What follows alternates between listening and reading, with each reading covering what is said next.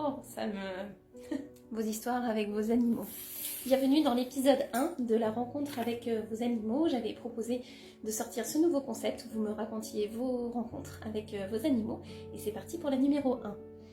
Alors, ma rencontre avec mon âme sœur. Bonjour Camille, je viens ici vous raconter mon histoire concernant la rencontre avec mon chien que j'appellerai mon étoile pour garder son anonymat.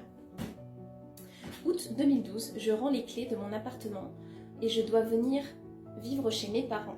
Je me réinstalle tranquillement chez eux et continue ma vie.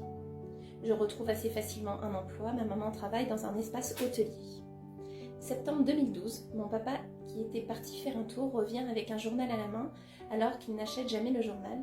Nous lui avions demandé s'il avait vu quelque chose qui l'intéressait à l'intérieur, mais non, il l'a pris comme ça, en passant devant. Je décide donc de lire pendant ma pause du midi. Quand tout à coup, une annonce m'interpelle. Le refuge animalier de notre secteur souhaite faire le plein de couvertures pour l'hiver. À côté de leur texte se trouve un chien en photo que je trouve particulièrement touchant et qui ne me laisse pas indifférente. Ça ne fait qu'un tour dans ma tête. Ma maman me dit la veille qu'elle est outrée. L'hôtel pour lequel elle travaille change une grande partie de son linge de lit et par conséquent met toutes les anciennes couvertures à la poubelle. Je raconte cela tout de suite à ma maman. Nous nous décidons donc à prendre toutes les couvertures afin d'en faire don au refuge. Nous décidons de nous rendre le samedi matin suivant là-bas. Arrive le samedi, je dis à ma maman que je ne souhaite pas rentrer dans le refuge, que je l'attends dans la voiture, car avec mon cœur d'artichaut, ça va me faire trop de mal de voir tous ces animaux enfermés. Elle insiste pour que je sorte de cette voiture et que je l'aide à tout porter.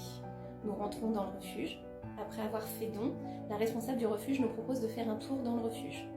Je suis hésitante, mais ma mère accepte. Je décide donc de la suivre. Et là, c'est la stupeur. Je me retrouve devant le box de ce chien que j'ai pu voir dans le journal, mais le plus étonnant, j'ai l'impression de le connaître. Lui pleure et saute tant que possible dès qu'il m'aperçoit. La responsable du refuge n'en revient pas, elle ne comprend pas. Étoile n'a jamais agi comme ça. Elle nous propose de le sortir. J'accepte sans hésiter. Elle ouvre la porte du box, Étoile me saute dessus et me fait la fête comme pas possible, comme si c'était moi qui l'avais laissé ici et qu'il me retrouvait quelques semaines après. Oh. Nous faisons un tour, nous sommes tous les deux heureux, ma maman pour le coup beaucoup moins.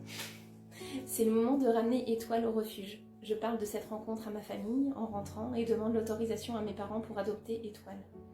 Ils hésitent et finalement ma maman me dit que s'il est toujours là pour mon anniversaire, en décembre, c'est d'accord, elle veut bien que je le prenne. Je retourne dès le lundi demander s'il est possible de réserver un animal. Ils me disent oui. Je prends donc la décision de réserver Étoile dans le dos de mes parents pour être sûre qu'il continue sa vie auprès de moi.